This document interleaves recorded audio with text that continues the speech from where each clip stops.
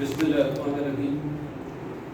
سب سے پہلے میں عوامی ایکشن کمیٹی کا شکریہ ادا کرتا ہوں، اور اس میں جو ہمارے تاجر بھائی ٹرانسپورٹ کے تعلق میں شروع ہو گیا، سول سوسائٹی، وکلا برادری، ہم سارے اس پلیٹ فارم کے اوپر بیٹھے ایک مٹھی اتفاق و اتحاد کے ساتھ ایک جان ہے۔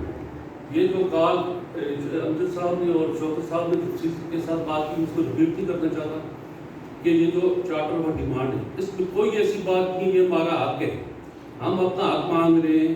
جس طرح شوکت صاحب نے کہا، ہم کوئی بھیڑ بکریاں نہیں ہیں، ہم کوئی ہجوم نہیں ہے، ہم قوم ہے، کشمیری قوم ہے، ہم اپنے حق کے لیے آواز اٹھائیں گے۔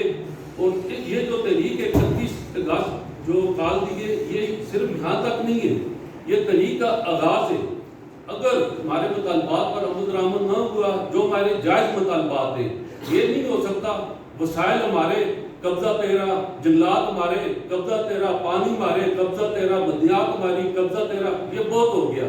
خدارہ ہمیں آپ کی سیاسی، سفارتی، اخلاقی حمایت کی بھی اپنی ضرورت ہے۔ بہت ہو گیا اسلام کے اوپر، ہمیں بہت لوٹ لیا۔